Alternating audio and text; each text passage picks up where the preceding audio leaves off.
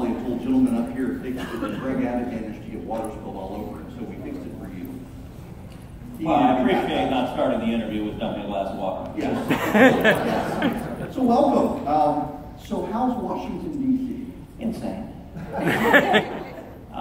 Utterly insane, but at the same time, we're getting an enormous amount done. You really are.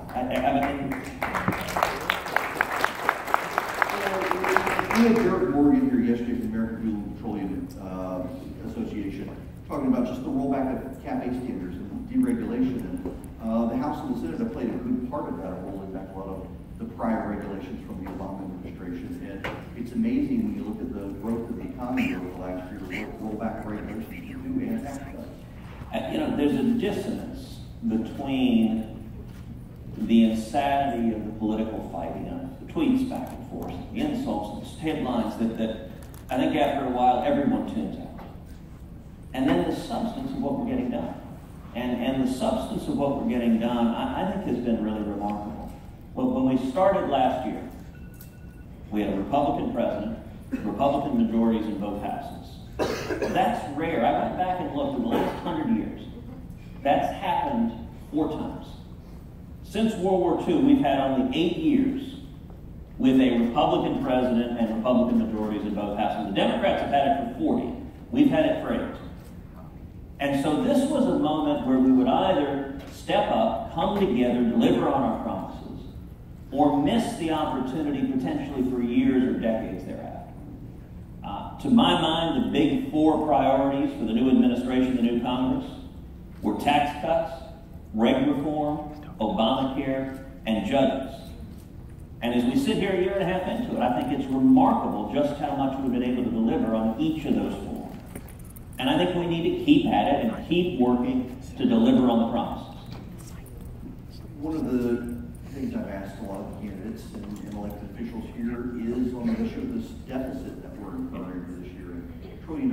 It seems like Republican leaders in Congress are having a hard time figuring out the appropriations process and getting some common sense into it. Well, I'll give you bad news and good news. The bad news is when it comes to spending, Washington is profoundly broken. And this is not a new problem. Go back to 2000. In 2000, we had a national debt that was about $5 trillion. George W. Bush came into office. And in the next 8 years, $5 trillion became $10 trillion. Then in 2008, we had Barack Obama. And in 8 years, $10 trillion became $20 trillion. So it took 41 presidents over 2 centuries to get to $5 trillion. And 2 presidents in 16 years quadrupled that to $20 trillion. I think the gravity of the threat from the debt is severe. But the problem is, it's not just the presidential leadership on that. The problem is Congress as well. That the way you reach a bipartisan agreement in Washington is you sit everybody together and you say, we'll spend for your project, your project, your project, your project, your project, your project, done. And that's how you get 1.3 trillion. That's the culture of Washington. So on the 1.3 trillion omnibus that passed a few months ago, that had 70 some odd votes. For a bill like that, you get all the Democrats and half the Republicans. That fundamental dynamic is broken. Now, how do we fix it? There's several ways we can fix it. I think the most important way to fix it structurally is term limits. And I'm the author of the Term Limits Constitutional Amendment, which I think we need to take up and pass and limit everything. I think a federal balanced budget amendment is incredibly important. Virtually every state manages to operate and balance their books with a balanced budget amendment. There's no reason the feds can't. But I think beyond that, you need leadership to take on spending cuts, and in particular to take on entitlements. If you're not willing to step forward and reform entitlements, which are driving 2/3 of the spending, you can't turn it around. And right now, there is not that leadership in Washington. The administration, the president campaigned against any entitlement reforms. That makes it very difficult then to get momentum behind it. I don't think we're likely in this administration to see significant title reforms, given that the White House opposes it. You're a coward, Ted! Fight the trade war! Stand up to Russia! Stand up for all all Texans! Come on. You're a coward, Ted! Fight the trade war! Stand up to Russia! Stand up for all Texans! You're a coward, Ted! You're a Russian shell and everybody loves it! That's right, all of you are complicit, you son of a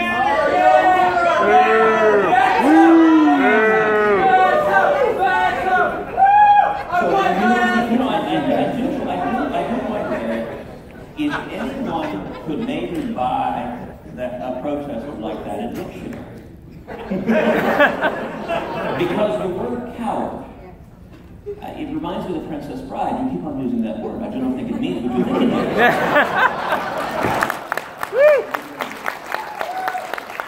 Our apologies, Senator. You know, it seems to me the very definition of cowardice is standing up and screaming like a child and being afraid to engage in any substance. Not knowing any substance, which is why you're afraid to engage in any substance, and just yelling, Russia, Russia, Russia, which is what I guess the fever swans of the left have told him. The irony, of course, is that 8 years of Obama were 8 years of absolute appeasement. I think he's used bootlicking.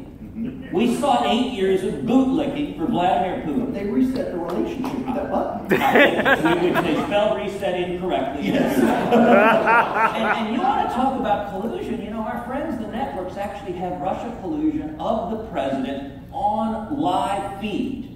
When Obama leaned over and said, tell Vladimir I'll have much more flexibility after the election.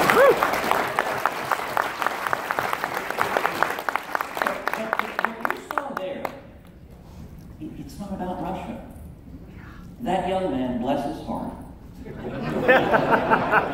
couldn't tell you a thing about Russia. Has no idea. He's just angry. And Russia is the latest thing in their stream. That anger, by the way, is dangerous. Look, the folks gathered here were across the center-right spectrum, conservatives, libertarians. Every one of us needs to be taking this November election deadly serious. This is not an area I intended to go, but after that, I do want to. You've got now a New Yorker the other day arrested for plotting to kill Steve Scalise. We had the James Hodgkinson situation, and the media seems to foment over the president, who got $1.9 billion worth of free TV during 2016. They were clearly fine with his ratings. And now suddenly they're upset. And, I mean, fomenting really a lot of rage on the left. People who controlled Washington, and instead of getting happy they controlled Washington, got even more angry. There's a rage on the left, and it's being irresponsibly stoked. It's being stoked by the media. I will say one of the greatest blessings of the Trump presidency is he is finally, and I think permanently, unmasked the media. Yes.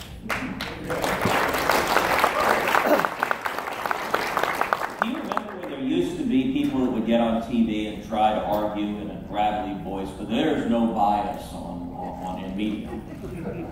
Nobody even says that anymore. They don't try.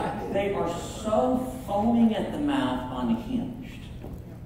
I was with the president a few weeks back. I told him, I said, listen, I think your greatest friends, ironically, are the media, because they're so deranged about you that the American people turn on the TV, they see that and say, well, if those nuts are that mad, he's got to be doing something right. But you have the media deliberately fueling. So the media is telling in the last year and a half, nothing good has happened. And the media is telling, and you know, an example, and you have elected Democrats who are galloping to the left. The lesson most Washington Democrats took from 2016 was that Hillary was too moderate, and they need more Bernie Sanders, more Elizabeth Warren. And so you see the entire party just leaping to the left. I think we're going to see north of 20 Democratic candidates run in 2020, and it's going to be a battle. Look, it's going to be a party division that makes the Bolsheviks and Mensheviks pale in comparison. And I can't wait for the Democrats to put on the media when the media does to them what they did to y'all in 2016. They're having two separate debates. There may be two kids' tables. I don't know how. So, you know, this is a perfect segue into your campaign. Yeah, if they handled it objectively, they'd put them all at the kids' team. It amazes me. We've got Brian. I got it on that aside. You know, when Occupy Wall Street started, sort of the beginning of this crazy foment in the left that's now become mainstream Democrats.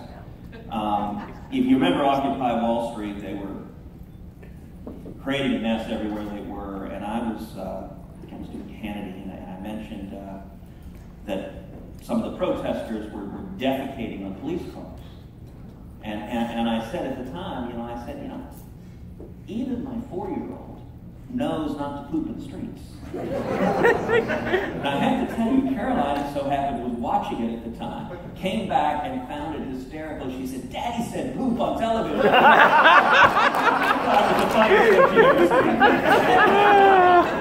We've got this situation with your opponent, who Brian Kemp's committed to law. They took a week off bashing the president on the cover of Time to praise his Democratic opponent. Here in Texas, you would believe from the media that every Texan wants to hand in their guns, have an abortion, even if they're a guy, and raise all their taxes, and that Texas is going to be blue forever. You know, according to the media, Texas has become a state of pajama boys.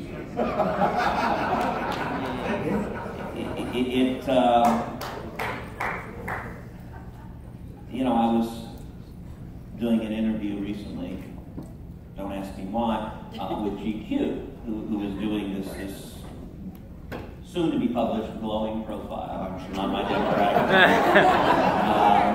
I did ask the reporter, so are you asking me to model in GQ? Is that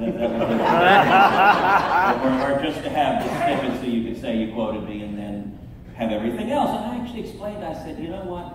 The readers of your magazine are the demographic my opponent wants. That's exactly it. And what most of the elite media doesn't understand is there's GQ America and there's Field and Stream America. And Texas, thankfully, we got a lot more of the latter and a lot less of the former. But that divide is a real divide. And, it's not healthy in our country for these divisions to be as ugly, to be as nasty, to be as hateful as they were. Now, listen, all of us gathered together when Obama was president. We disagreed with what Obama was doing. But, I remember Trump's inauguration seeing all these young people with hats and shirts that said, "Not my president." As much as I disagreed with Barack Obama, as much as I thought his policies were harmful, he was always my president. Every day he served in office. He was the president of the United States, and I respect the office and the democratic process that elected him. And, you see the fever pitch to impeach the president. Listen, as bad as I thought Obama was, I didn't call for him to be impeached. I wanted him to be defeated at his ballot box. I wanted his bad policies to be rejected. But this deep polarization, this hatred. When Trump went to Helsinki and did a press conference with Putin. Now, I think that press conference was a mistake. I don't think he handled it well. I think we've seen good policies on Russia. I think the sanctions put in place have been a good thing. I think providing lethal weapons to Ukraine to stand up and resist the Russians have been a good thing. But I think that press conference was a mistake. I don't think the American president ought to be apologizing for Russian aggression.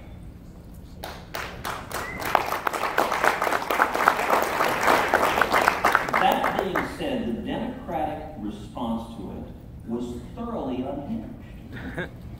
It was most captured by John Brennan, who began bellowing that Trump had committed treason. Now, Brennan is not just a fly-by-night individual. He was the former head of the CIA.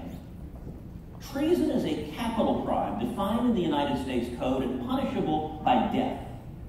No, having a foolish press conference with the head of Russia is not treason. And for the former Democratic officials to be ratcheting it up to that rhetoric, listen, it contributes to that environment. It's not good for our country. And I'll tell you, on our part, we have a responsibility not to respond in kind. Not to respond with the same anger and hatred back, but to instead respond with reason, with facts. It's an amazing thing, the people screaming, while they're screaming, they're looking around and everyone around them is getting a job. We've got the lowest unemployment in decades. We've got the lowest African-American unemployment since we began keeping the data. The lowest Hispanic unemployment we began keeping the data.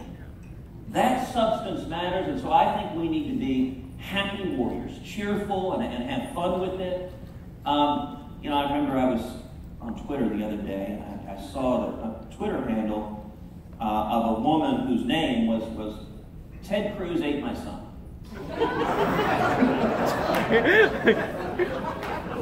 And I almost tweeted, in fact, I typed it out. He was delicious. He stopped me, and I pulled me back and said, no, don't do that.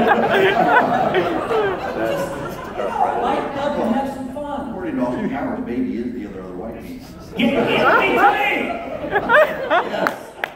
So, speaking of the president in Twitter, he's from Sweeney, Texas. Wanted to know if you think the president's tweets might be a diversion so the real work can get done while the media is distracted. I think they may be operating that way. I don't think that's the intent. You know, I've never followed the people that explain nine-dimensional chess stuff. I don't think that's what's happening. Look, the president says a lot of things I wouldn't say. He has no intention of changing. And so, from my perspective, we're all familiar with the Serenity Prayer. There are things I can change, there are things I can't. And here's my approach in Washington. I'll be walking down the hallways of the Capitol, and reporters will descend upon me, and inevitably they'll ask about whatever the latest outrage contains. And my standard rule of thumb, I say I don't comment on tweets, and I won't comment on the random comment. If you want to talk substance, you want to talk policy, I'll talk tax reform, I'll talk reg reform, or Obamacare, or judges, I'll talk national security.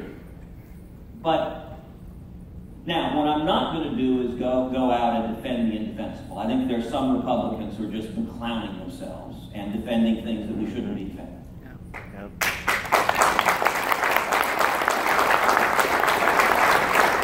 But there are plenty of voices. Plenty of pundits going and lighting their hair on fire every day on cable TV. I don't need to have myself be one of them. And in particular, when we're getting so much accomplished. I mean, the two things that have consumed my time the last year and a half have been, number one, in the Senate, trying to get 50 Republicans to yes. We have a maddeningly, excruciatingly narrow 51-49 majority, and trying to, you know, herding cats is really unfair to the cats. Getting 50 to yes, and we've been doing it over and over and over again, but that takes thousands of hours trying to find common ground that can bring 50 together. And then the other thing I've been spending an enormous amount of time doing is trying to do everything I can to encourage the president, to encourage the administration to go in a positive direction and not a negative direction. And I have been amazed and deeply gratified at just how frequently the administration has been making the right decision, in many instances, the courageous decision. It's making a real difference for the country. Well, you know,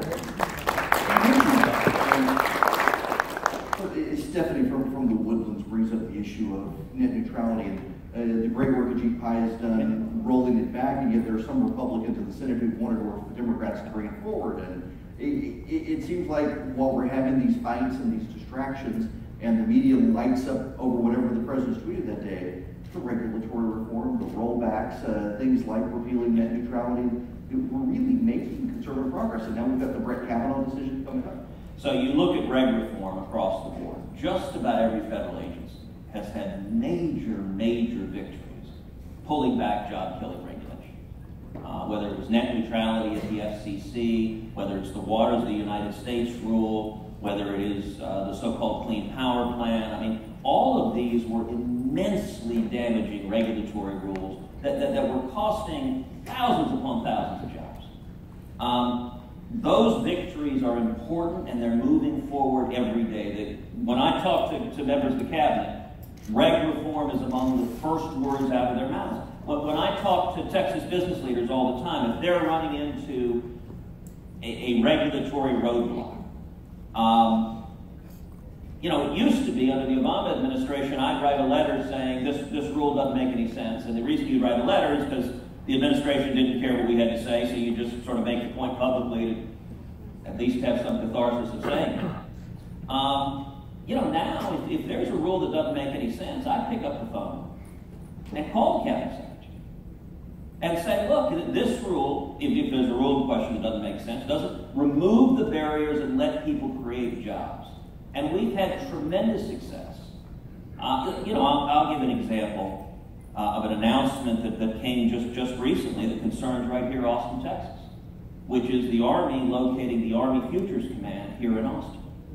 That is a big, big deal. That is an announcement that is going to have an impact on Texas for decades to come.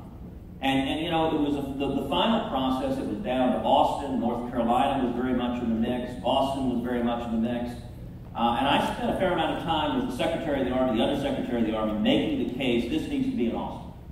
And I said there's no other city that has the combination of, number one, the talent pipeline coming from the University of Texas system. The UT system gave the Army the entire 12th floor of their system building, the top floor of the building, plus the high-tech community, the capital factory here, which is an incubator of all these high-tech startups.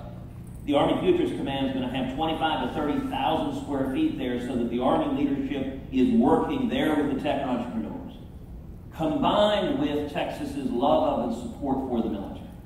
I said, there's no other place that brings all of those together. You know, they're looking at Boston. I said to them, really, you're going to have Elizabeth Warren as your champion?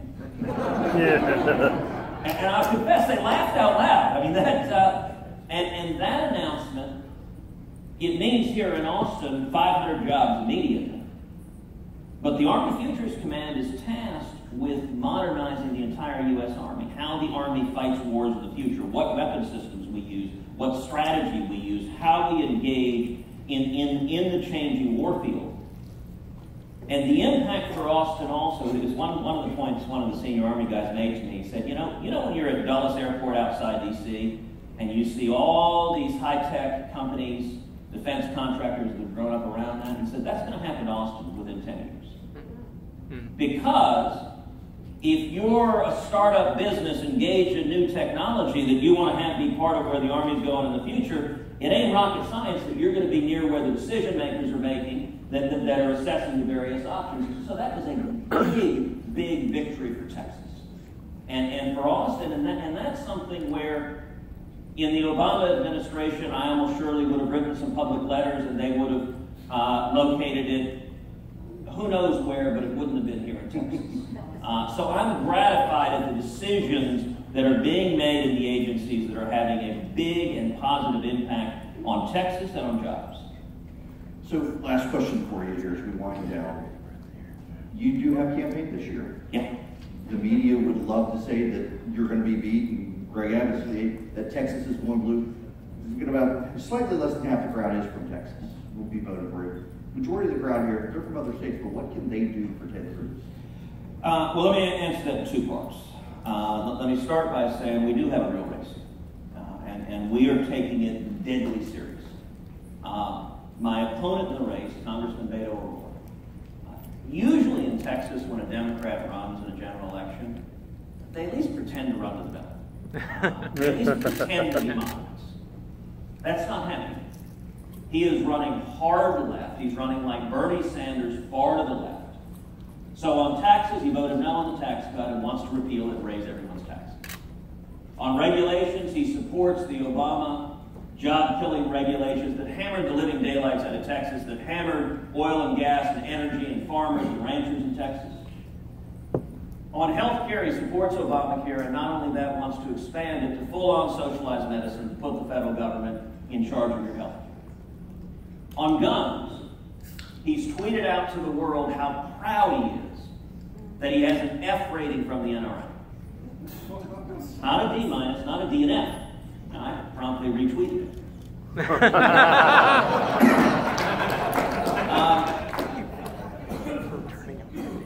On immigration, there is no race in the country with a starker divide on immigration than this Texas Senate race. On immigration, he opposes the wall. In fact, he says we have too many walls and fences on the borders already. We need to tear them down the ones we have. He supports sanctuary cities. He says he's, quote, open to abolishing ICE. And then when he got pressed on it, he doubled down and said, well, maybe we shouldn't just abolish ICE, maybe we should also abolish the Department of Homeland Security. On Israel, he has the most anti-Israel record of any Democrat running for the Senate of the country. He was one of 8 members of the House who voted against Iron Dome missile defense funding. When Hamas was raining missiles down on Israel, virtually every Democrat was willing to support Israel. 8 of them said, no, we won't. On Twitter, someone tweeted, thank you for standing up to Israel's atrocities. Congressman O'Rourke retweeted that person. And then 37 minutes later deleted the retweet, I guess realizing maybe he shouldn't say such things publicly. He boycotted Prime Minister Netanyahu when Netanyahu spoke to both houses of Congress. And he is the only Democratic Senate nominee in the country to explicitly have come out for impeaching Donald Trump and to say categorically he would vote yes to impeach Trump. Now, despite the fact that he is running hard left, many of those positions are to the left of Elizabeth Warren. He is the #1 Democratic fundraiser in the country.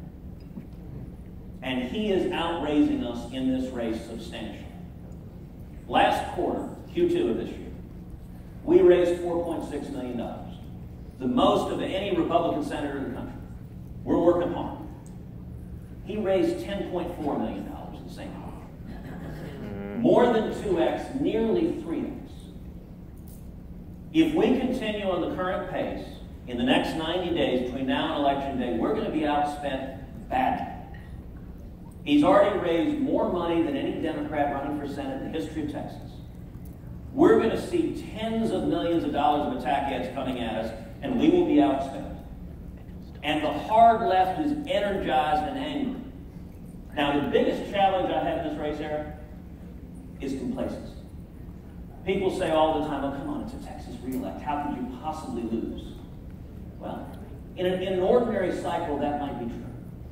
But this is not an ordinary cycle. The far left is filled with anger and rage, and we underestimate that anger at our peril.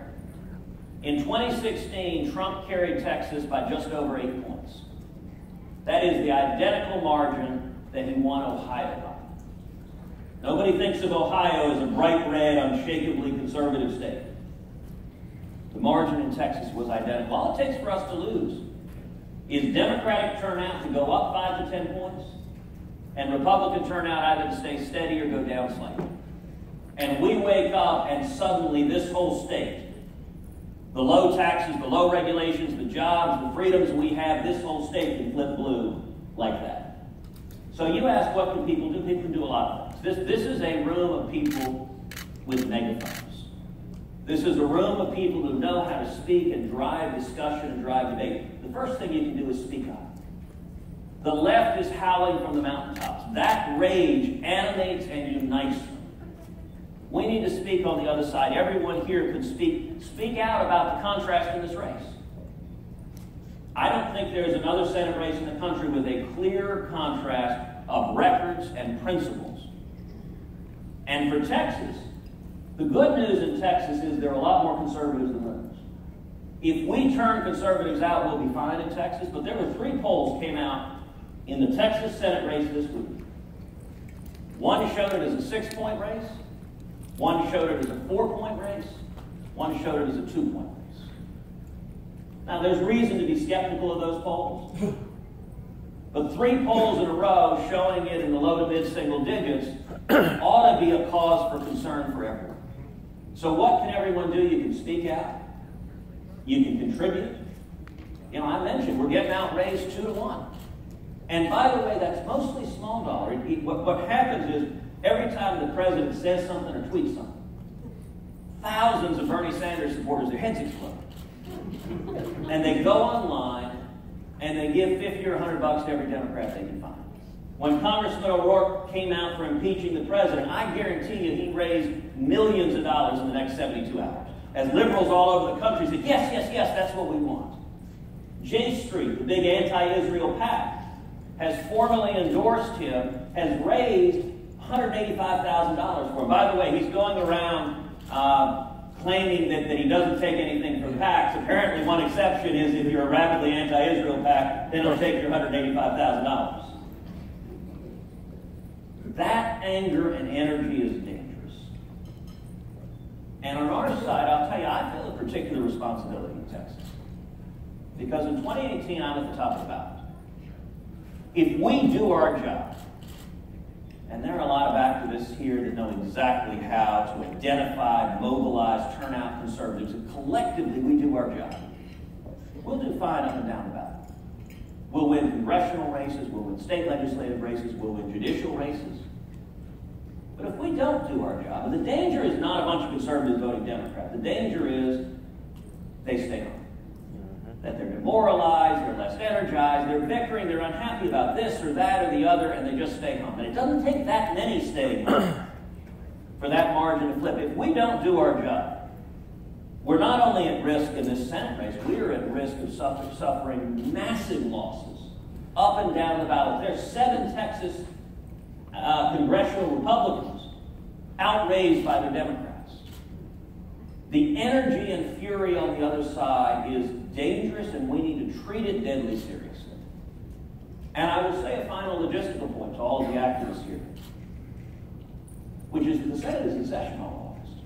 Now, I was one of the senators who urged Mitch McConnell, cancel the August recess. We're getting too much done for us to go home. Let's stay here and keep moving forward. And Mitch, look, there were a lot of the longtime Senate veterans who were not happy about doing that, and the young Turks, we convinced them to cancel it. Now, the consequence is, I'm off next week campaigning all around the state, but then after that, I head back to Washington to do the job Texans have elected me to do. O'Rourke's in the House, they're off for the next 6 weeks. So he's spending 6 weeks campaigning all over the state while I'm in Washington doing the job I was elected to, which means I need y'all to be our face and feet and hands on the ground. When I'm back in Texas, I'm campaigning. But if I've got to be there doing my job of representing Texas, there's going to be a differential in the month of August. Because he'll be on the road every day, and I'll be spending most of the time stuck in D.C. So, what anyone can do is speak, give, and vote.